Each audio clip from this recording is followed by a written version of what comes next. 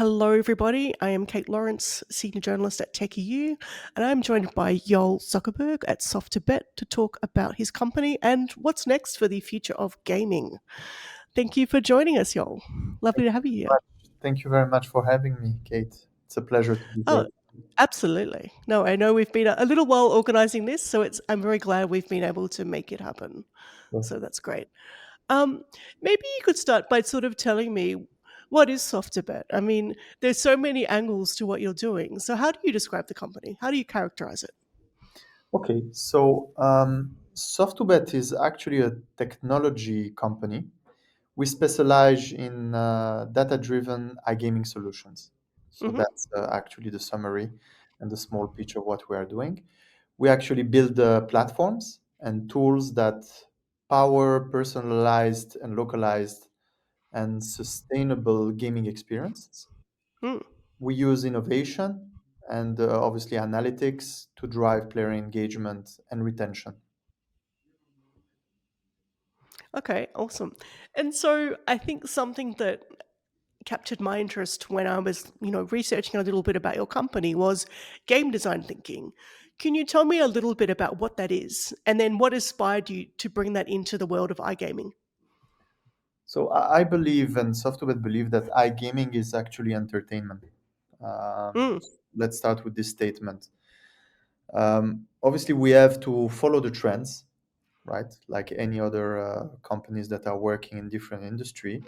So we follow technology trends, gaming obviously trends, and casual gaming trends.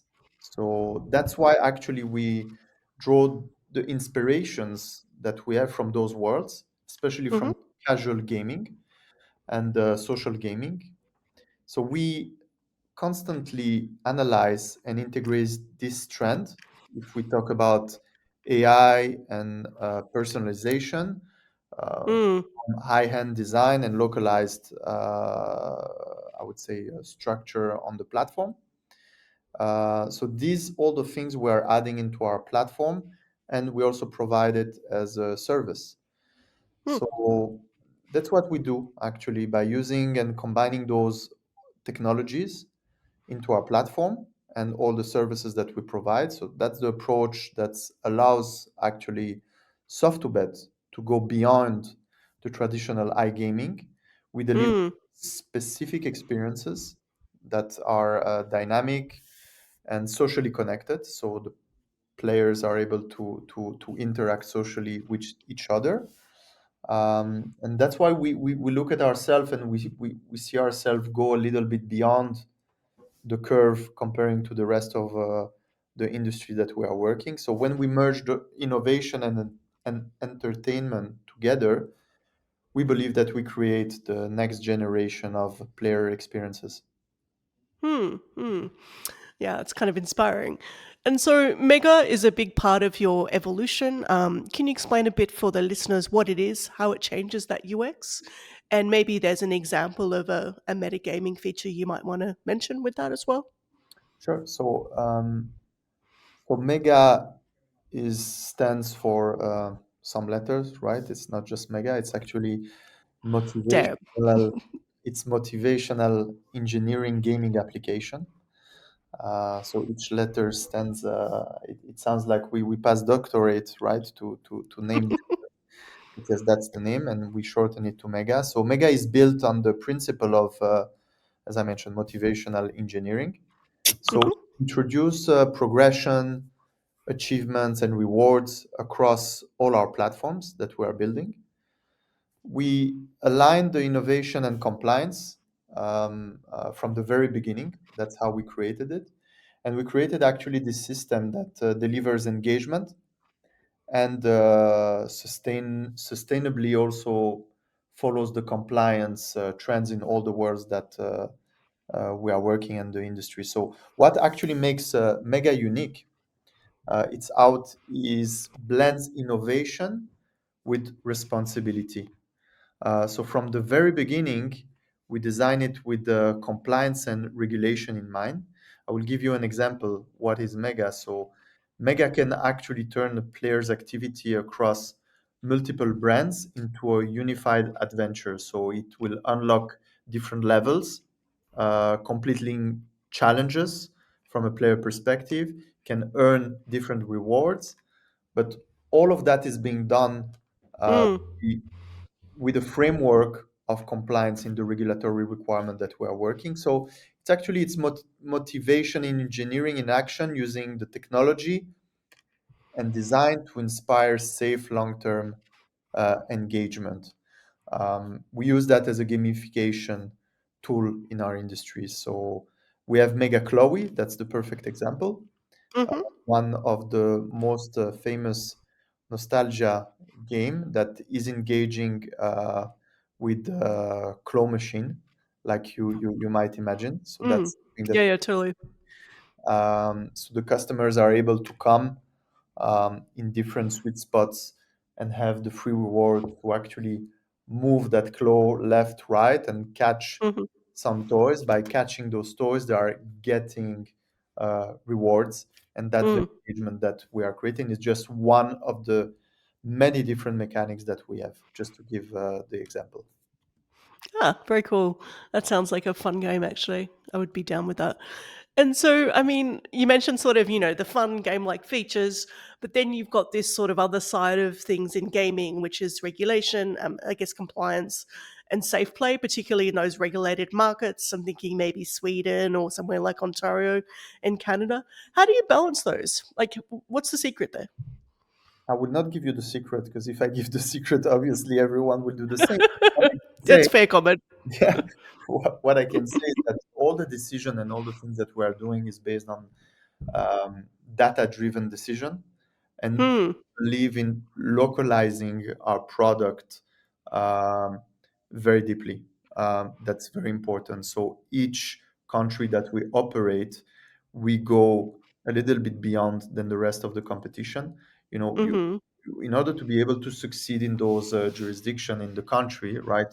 I'm not Swedish and I'm not Canadian, so I'm not able to know All how right. markets are working. But we have people on the ground that Mm. know those markets and are actually localizing all the things that we are doing for specifics of this market. That's the basic rules to be successful, right? It starts from payments, starts from the games that we are putting, the language, the tone of voice, the branding. So everything is actually being done to be successful in the jurisdiction that we are working. Yeah, absolutely. And I know we talked about data driven or data as a tool, I guess, for insights, for personalization. I know that Soft2Bet uses data and machine learning as well for that personalization. Things like your game suggestions, your bonuses, or even the interface, which I think is super interesting. Can you tell me a little bit about how you're using AI and data to tailor the experience for each player? Yeah, sure. So Hmm. AI, first of all, in our industry is a big buzzword, right? Isn't it?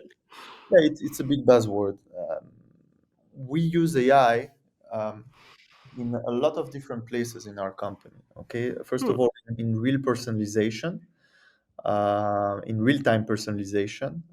So it can be suggesting actually games, the perfect game for the customer that will join, and to Hmm. build actually the exact and perfect experience for each user that will join. So each user that will log into our platform will see the things that will fit especially for him. So we are using AI for that. Our platform actually also captures all the behaviors and the Hmm. preferences. So we are engaging also the customers based on that. You know, everything that is built also are on anti-money laundry models, so AML Hmm. models and segmentations that we're using. So all of those models are being also built by AI, learning machines. All the adaptation, personalized journey. So we use a lot of AI. Lately, we try to actually also do additional POC, proof of concept, on different usage of AI. Some are looks very futuristic, I would say, without saying giving some teasers here. But actually, by using AI, you are able to go into new horizon Hmm. and futuristic horizon. I want to say. Sounds kind of exciting in a way. Very cool. And so, I mean, UX is always something I'm always super interested in with games because I think that, you've sort of emphasized that you've got this customization. There's I guess, an art inherent in the user experience across the brands and the market as well. I mean, with this in mind, I mean, how does your UX or your design teams approach the notion of creating a user interface? I think when we did a prep call, you mentioned the idea of like a piece of art. Like, what are some of the processes that go into getting that alignment? Yeah, so I used also, I remember, pixel perfection, right?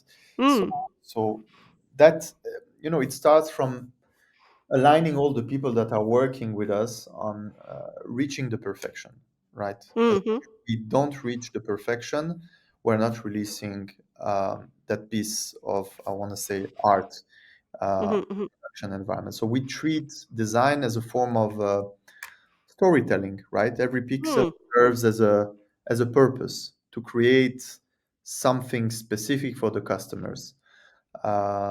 If it's a brand, as I mentioned, also we localize that specific brand based on the country that we operate. Sometimes it will be a global brand that we operate in multi jurisdictions. So each country will be different with a different tone of hmm voice, with the same branding, right? We cannot have the same brand operating with the same exactly UX and UI on different country. Each country is different. Yeah, So, totally. so this is what actually we are putting here. Um, Obviously, all the UX experience that we have, we follow all the decision based on data, right? So we amend on the go. We start with something, and then based on the data structure that we get on a daily basis, we are improving those user experience on the go, and that's actually how you can be so successful. I want to say in our industry, because right, if you create something and you let it go and you think Mm, you created it as it is and it remains as it is for the next 2 or 3 years, then you are making a big mistakes. Our industry is moving on a daily basis, so this mm, decision must be done on a daily basis to improve, to change, A/B testing, etc., etc. So yes, design is also taking a very big place into our industry, especially also at Soft2Bet. We love design, right?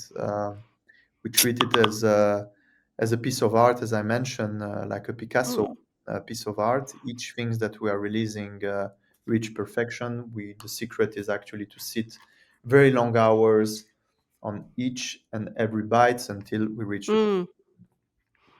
Yeah, it sounds like there's an inherent amount of agility necessary to stay competitive in this kind of space. Yeah, And I guess one thing I find interesting in a company like yours. I mean, you've expanded rapidly over the last, I think it's 9 years.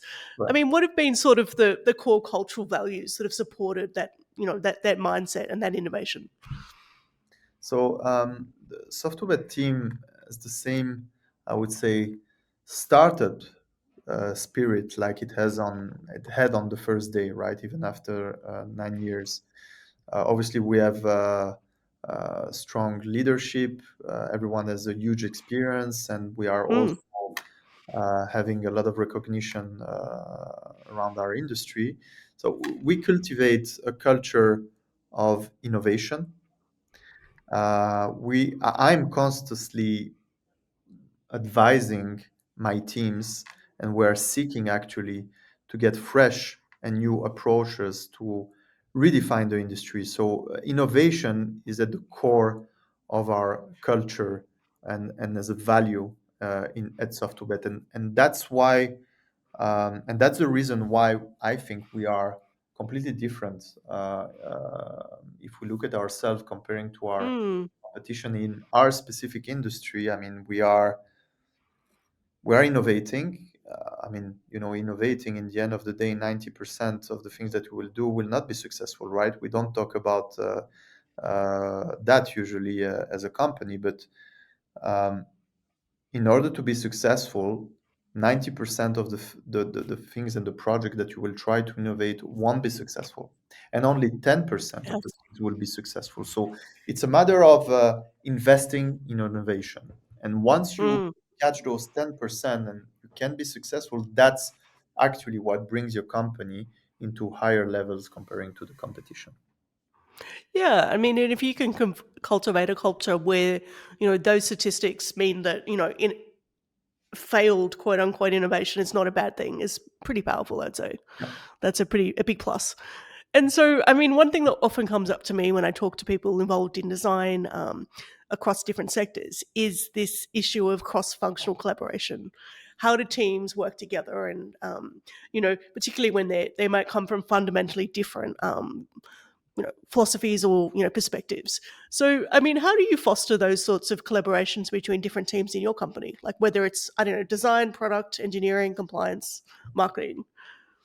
So it's none of them. The first and the first and the most important thing um, is actually our people, Mm, our talents, who are helping us to generate the best ideas and improve the experience on a daily basis, right? And yeah. that's how actually our clients recognize us as, I would say, maybe the only one in our industry to go beyond the rest of the competition in terms of innovation. So it's thanks to the people that we have.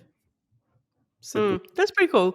It's great to hear because I guess it's hard to get good people um, in a competitive market. So you're able to cultivate that. It's a big asset. Yeah. So we build also this through all the collaboration that we have. So every Mm, project at Soft2Bet brings the design, the product, the engineering, the compliance, the marketing together from day one. So we sit on the mm, together.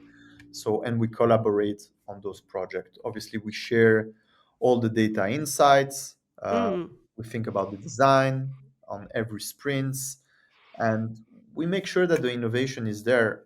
But while working with the innovative approach, we need to make sure also that compliance is there and they need mm, to work hand in hand. So they evolve hand in hand, and that's how we create actually the best products as Soft2Bet that are innovative and responsible.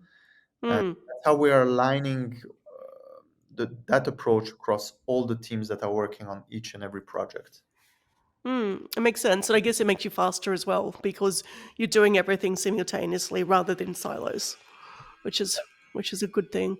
Um, I mean, another thing I was super interested about with Soft2Bet is the Soft2Bet Invest, which is the fund to support innovation stage companies with investments, and also the organised Gamification Academies. Can you maybe tell us a little bit about what motivated you to do this? Maybe just a bit about it in general, and then we can kind of dig in a little bit.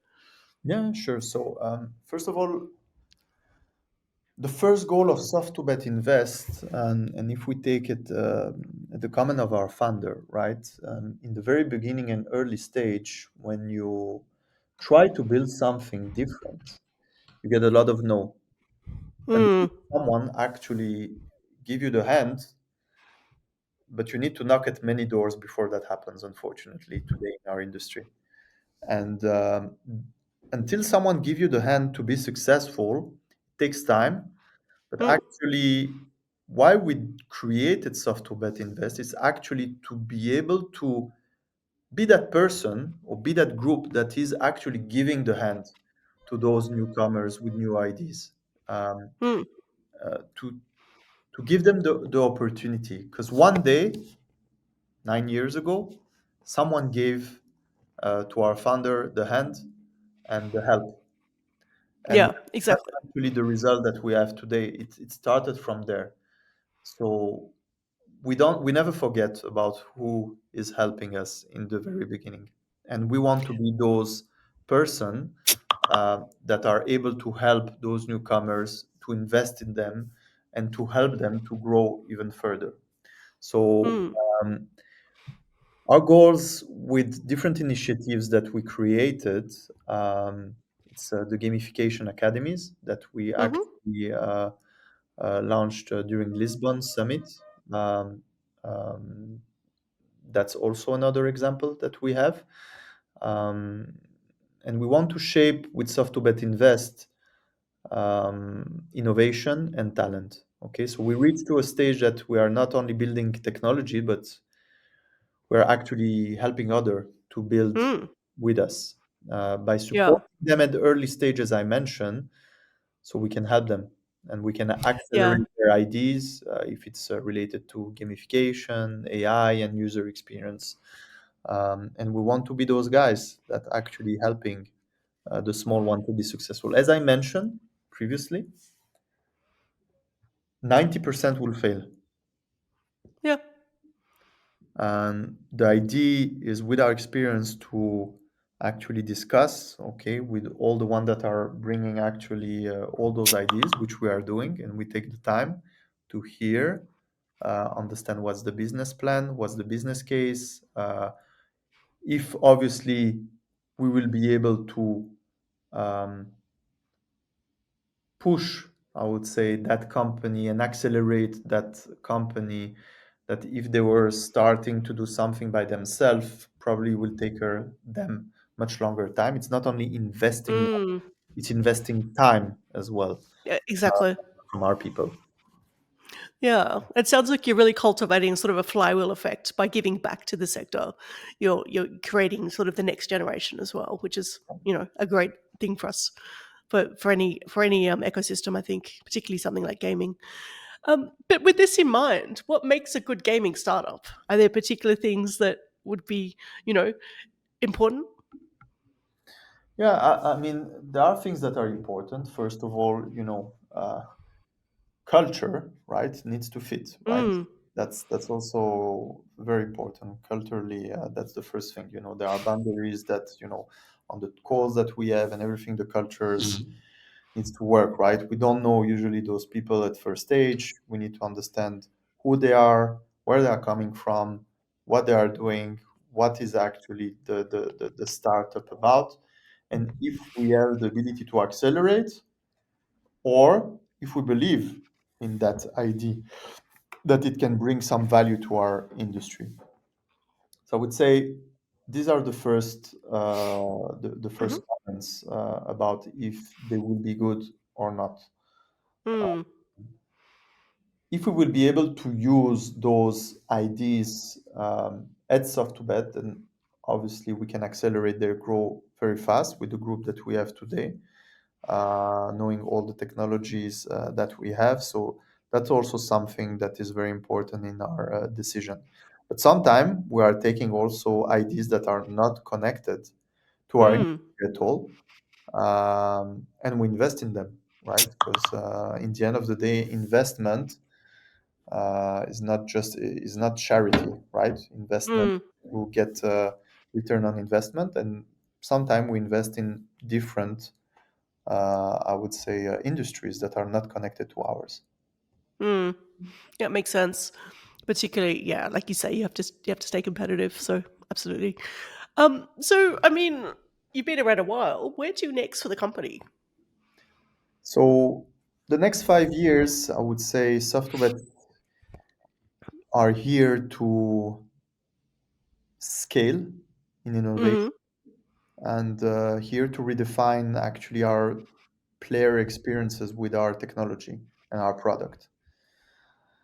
The way I see it in the next 5 years, the future of our industry will go into hyper personalization, immersion of the product, complete immersion, powered obviously by AI uh, mm, technology. Obviously, our focus will be on expanding our Mega ecosystem, deeper focus on the AI-driven personalization, mm, and try to blend the entertainment a little bit further with the social connection by staying also with the compliance and responsibly in the regulation that we are operating.